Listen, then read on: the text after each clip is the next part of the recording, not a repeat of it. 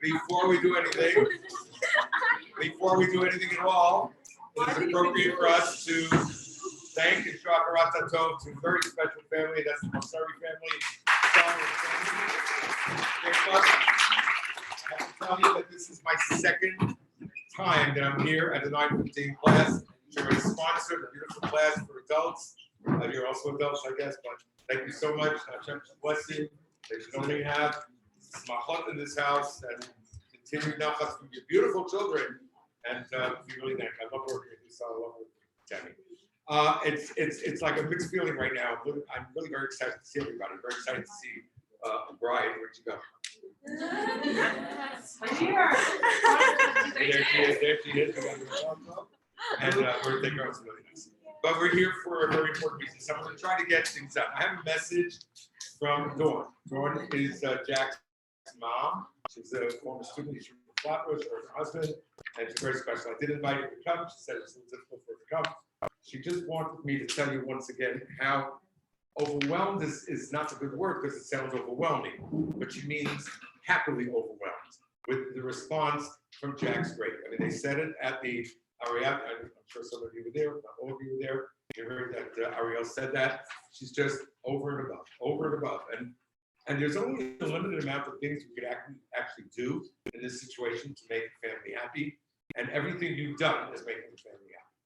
And being here tonight, I told her that a lot of kids are coming. She's very, very, very fulfilled with that. Of course, it can't fulfill what she needs, but it's definitely something that we can do. So she appreciates it. We appreciate it. Thank you. Get more sense. Okay. I'm actually going to start with something a little strong. Okay, so don't get nervous. What can I do for that?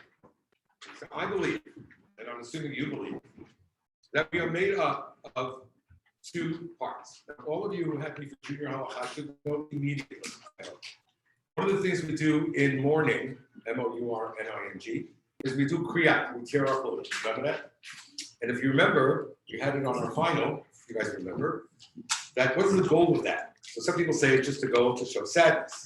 But I heard a beautiful perush, and ever since then, I always think about that when I talk about somebody who passed. It's actually an analogy. If my daughter bought a dress for the holiday, and she's running down the street, and she fell, and she's crying, I go over to her and I go, honey, what happened? She goes, I tore my dress. What's the first thing that comes to my mind? Thank God it's the dress. Clothing is to the body as the body is to the soul. We're supposed to believe in Judaism that our main existence is the soul. Therefore, we tear our clothes, and we said, when somebody leaves, they didn't really die. They're just moving on to another type of existence. And the neshama is actually here. So we tear our clothing because clothing really is nothing. It's the body is the soul. I believe that. I'm assuming that most of us, if not all of us, do believe that. And hence we do things for aliyat neshama. We do that. We make brachot, get stuck up. So tonight I want to do two of the most important things we can do for an aliyat neshama. Because if you think about it, yes, we can share memories, yes. But I want to be just stark and real here. Jack's neshama does exist. That's what I believe. So I would like for this evening to be an aliyat neshama. There already is an aliyat neshama when people getting together because of Jack. But two things are super aliyat neshama. More than stuck up, more than eating. One is the study of Torah. Two, Jack's life impacted me to be a better person. Because that means that his existence in this world had meaning. Nod your head if you understand what I just said. That's a big deal. So sharing Torah, which connects to Jack, is my motive. I chose a topic that was in last week's parashah, and that makes sense also. And it's a topic that all of you learned in junior year, so we'll go fast. But I want to make a couple of points. And that topic is tzedakah. It's in last week's parashah. So there it is on top of the page. We have somebody who's poor. I'm sure you all remember this. Don't close your heart. Don't spread it in your heart. Don't close your hand. Yada, yada, yada. That's off the top. I'll get back to this today. I want to make two important misunderstandings about tzedakah. The first one is in this paragraph, but you guys don't like reading paragraphs, so I'm going to paraphrase it for you. Somebody tell me what is the definition of tzedakah?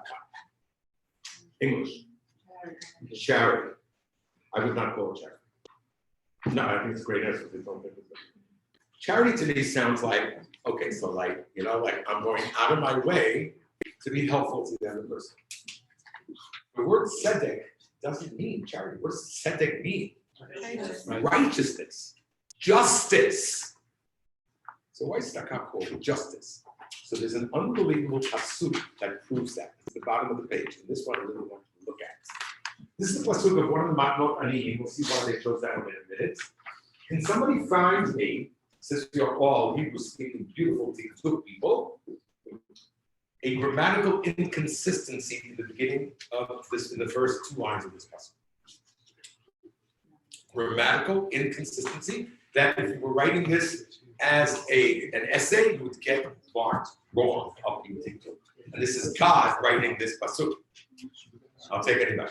Go. It's from Rabbi. Right. It starts off with Rabbi, right? With Kutz Rechem et Ketzir Artechem, right? That is what? Speaking to plural. You see that? Yeah. Lo tichaleh pe'at satcha v'kutzrecha. And then it switches to Yachid. Agreed? So that's the same. That is wrong al pi Tiktuk. What is God's message? And here we go. Lauren, come in. Lauren, I'm going to give you two $20 bills. One is for you, and the other one is for Sarah G. When Sarah comes and asks you for it, give it to her. Sarah G. Ask her for $20. Sure. Freeze! What are you feeling right now? Are you feeling charitable? No. Why not? There's no meaning. You just need meaning. Because I gave you how much money? $20. I gave you how much money? 40 But 20 was. for me. Right. Do you understand why this is going? No.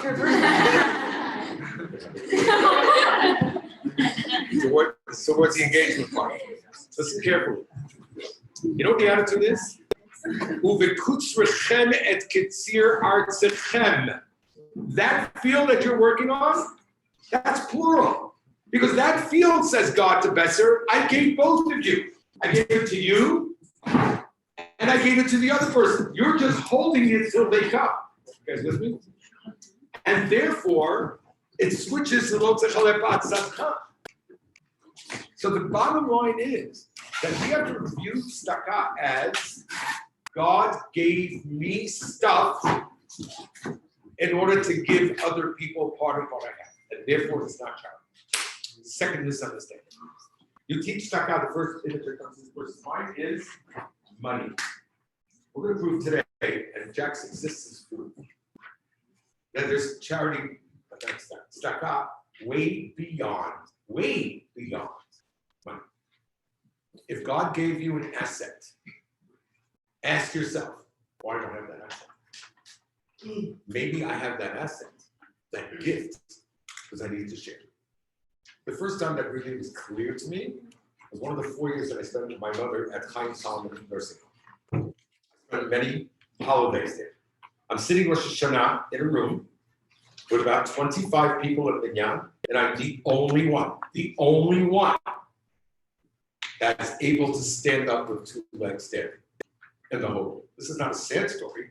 To me, when a guy asked me for the Siddur that he can't reach, or to take him someplace from one place to the other, or to bring him a talit, I didn't feel charitable. I felt, you know what? I'm here. I'm the only guy with 2 feet. I've got 2 feet. I got to give it to people who don't have feet. It wasn't charity. It was obvi. Very simple. If somebody is given a certain gift, a certain asset, and they have to understand that the talent that they have, whether it's in math, or it's personality, or it's humor, or it's good in math. Second story. I don't know if David got remembers I told him the story. I don't know who it is. Freshman seminar had advisor. I'm not going to tell you his name. was an extremely successful student, driven like crazy, driven, great in Judaic studies, great in everything. Gets up there freshman seminar and he goes, "You probably are wondering what drives me to be so good."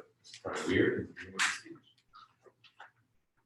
What drives me to be so super, super good is the fact that I have a brother who is very, very disabled. And he's a brother, come from the same parents. And this brother of mine is never going to learn Torah, is never going to be able to do certain mitzvot. And I think that God gave me extra stuff to make it up. That's how a person should be. You get a gift, share that gift. Because maybe God gave you that gift to share it.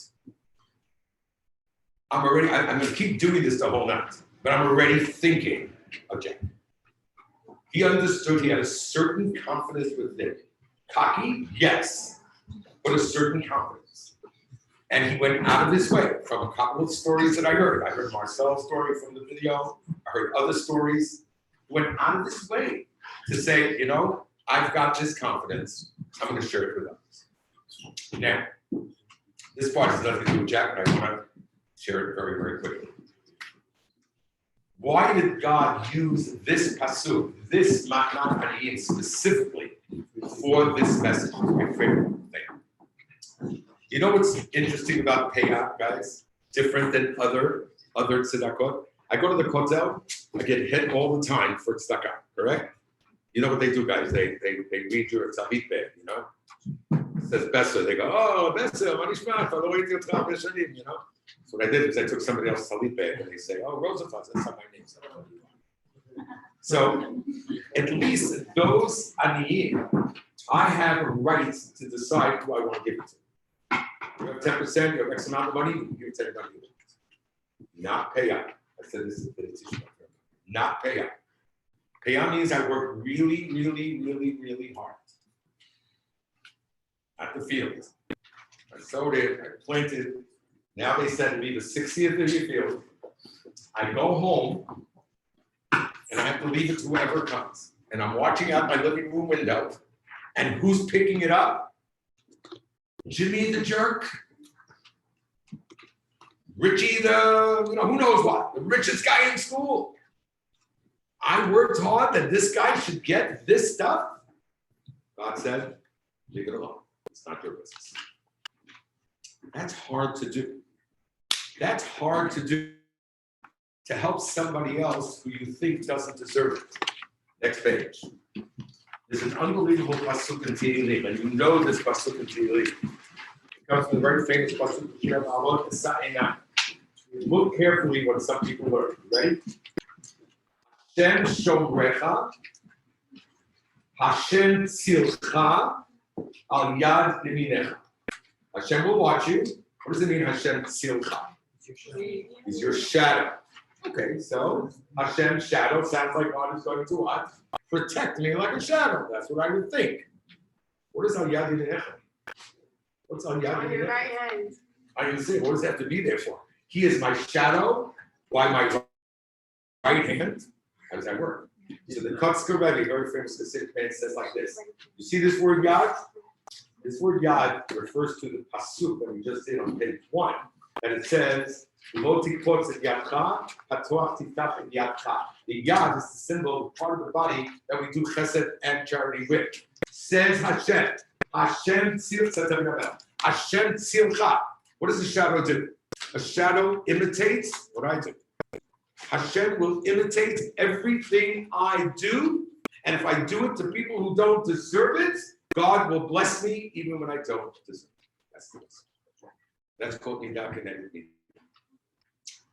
This doesn't relate to Jack, even though, according to a lot of things that I heard, I'm trying to hear from a lot of people, he was really not discriminating who he's going to help.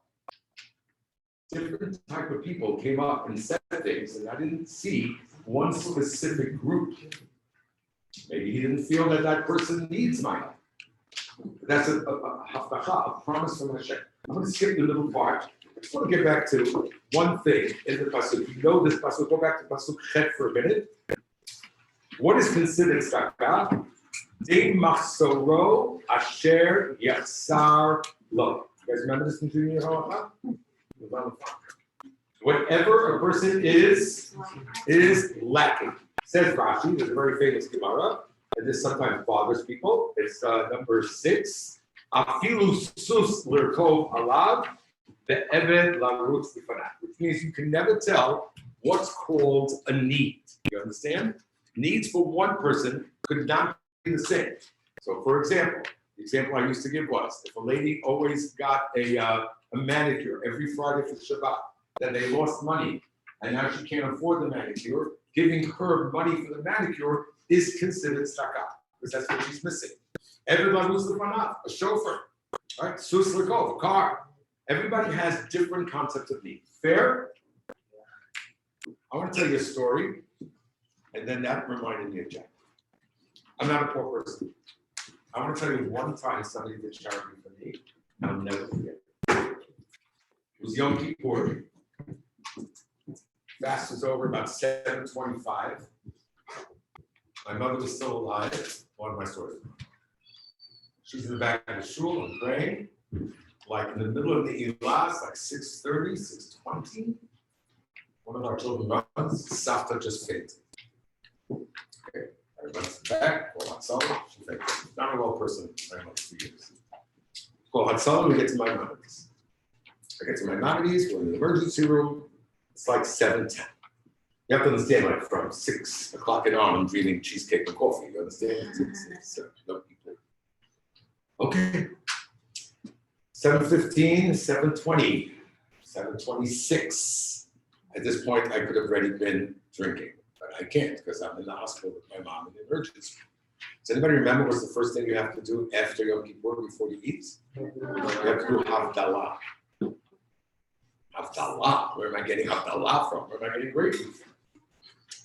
7:30, 7:35. I also don't want to leave my mom. 7:40, 7:45, 7:50. The curtain rips open. And a Hasidic guy, still with his talit, still with his white, what we wear, whatever, comes in with a shopping bag and says, "You might need this." And in the shopping bag is grape juice, cake, orange juice, and a whole bunch. Do you understand what this man did? This man had this ready before Kippur. Because at 7:45, he just left shul. He packed these things before Kippur, brought them to the shul, and ran to Maimonides just in case somebody needs that. That's de machsoro asher yatsar. That's charity. That's a big deal. To anticipate the needs of another person. So let's get the word poor out of your mind, and let's get the word money out of your mind. And what I understand, again, that was a big Jack. And Jack had the sensitivity and understanding of what words that person might need at that time. And that's a very high level of stuff. Agreed? I can't help not doing this one. Got nothing to do with Jack, unless he helped you with your boyfriend or girlfriend. Did that help with anybody? Oh, no one's saying anything. Okay, here we go. You want to hear something cool? Do you know that there's a letter extra there? De machsoro asher. What does machsoro mean? His, whatever he is, his missingness, right? So therefore, what letter is not necessary? Lo is not necessary. You don't need it. A machsoro is low. You guys follow the question? Where did Gemara learn from that? Take a look. Asher yatsar lo. Lo says Rashi. We're on page 2, like 80-yard line. Zu isha. You know the best chesed you can do for somebody else? Get him a wife. That's what it says. And how does he know lo is isha? Because you know it. Vayomer Hashem Elokim lo tov heyot adam levado eseh. Lo Ezer Connector. I want to point that out. If you really want to do chesed in this world, become a shatan. Make a shidduch. That's really what a person is missing the most. So, if anybody wants to start with a thing, I want to tell you something else. Maybe you don't know this. Amazing Gemara. Stop page 3. The Gemara says when the person comes up to Shemayim, there are X amount of questions that they're being asked. Okay, have you heard this? The first question is, were you honest with your friends in dealing with them? Okay, so I'm already out. Next. The second question is, did you put aside time for Torah? Nice. You just did. Say yes. Okay, without being inappropriate. Don't look at the last question, third question. Top of the page. Did you engage in procreation? You guys know what procreation is? Making kids. Yeah. All Wow, that was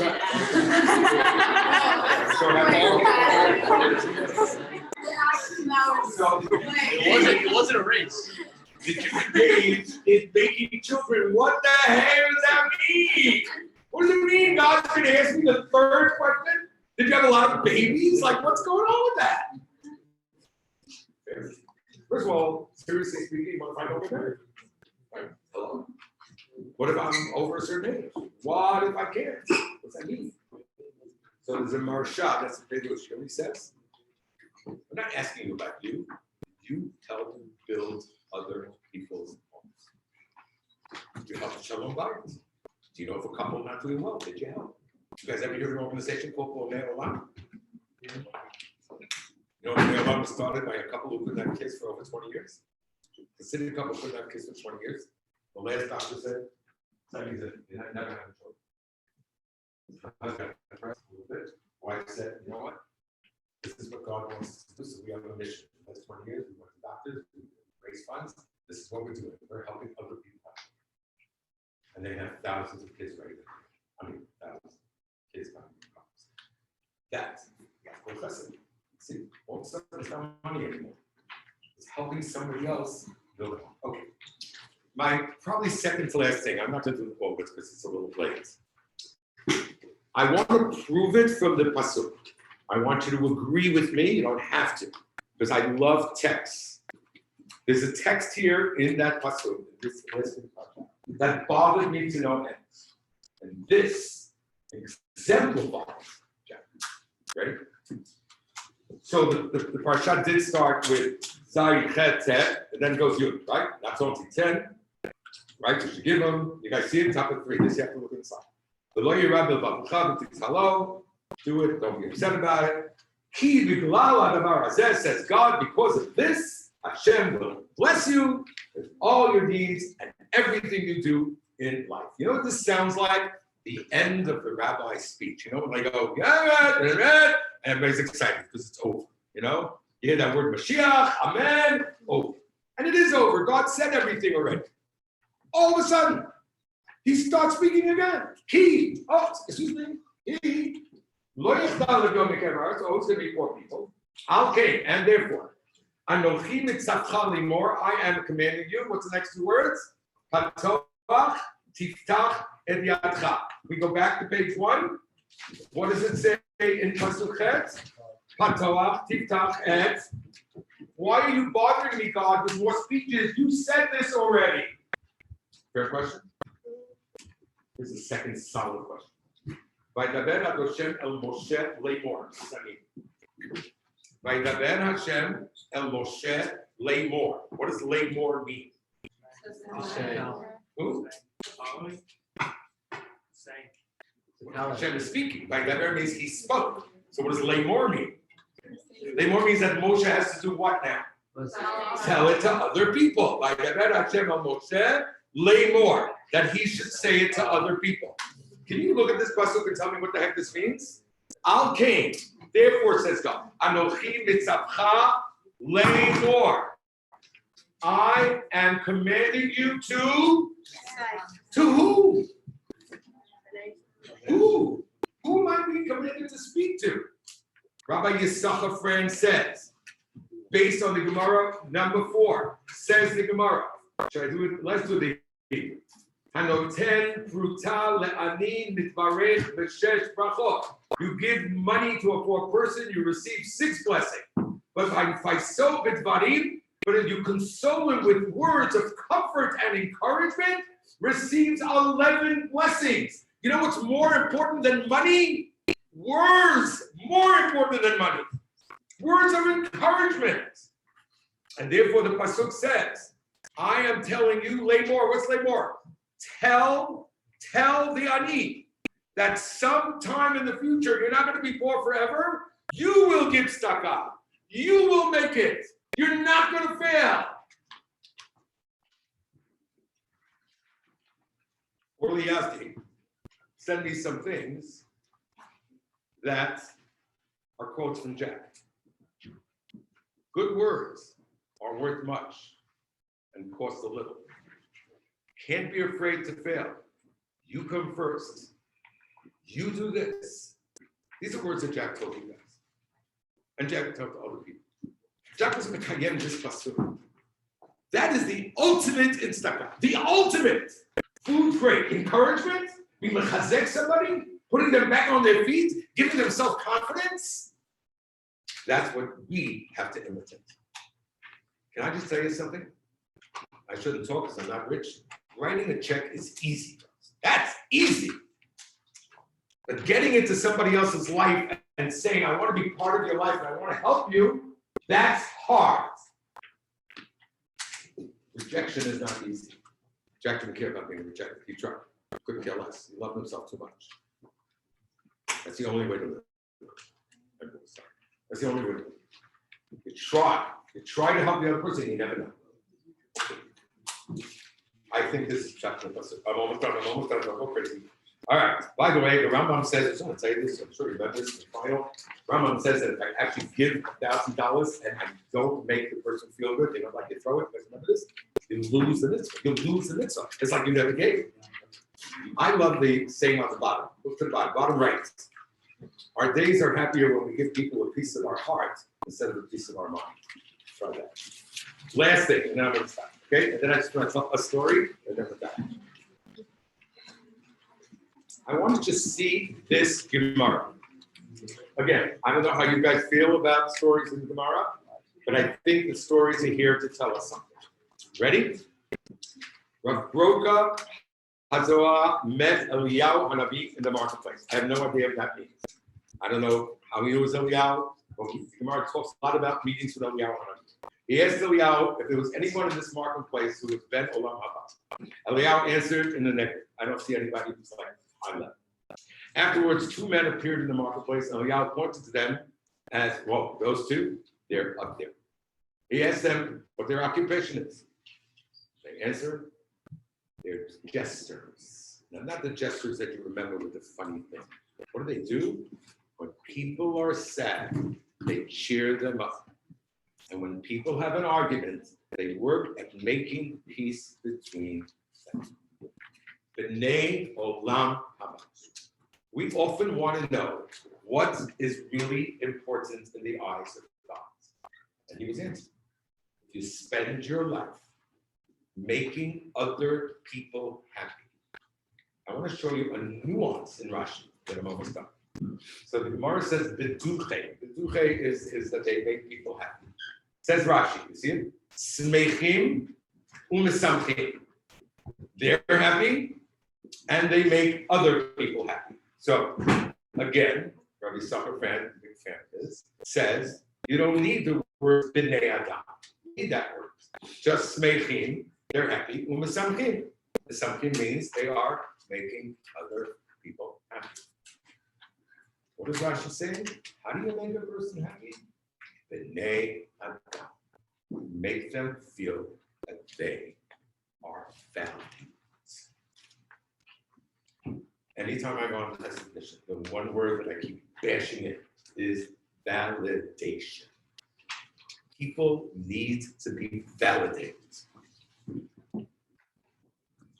Jack made sure to make everyone feel important in this book. No one wants to feel not important. And I like the image. Look at the image. Validation is loaded. You get it? With some people, it's taking time to be validated. Jack spent his life validating. It's a big deal. I'm going to end, even though there's a lot to do here. I just want to tell you that the truth is that Dawn said that he was amazing to her. Chesed at home is more important. Okay, let's move on. There's a story that is now the third time I'm saying. Third. I said it at Reenie's house. I said it at Yeshivah. It's a story that happened 3 months ago, and it touched me so much. And you know what?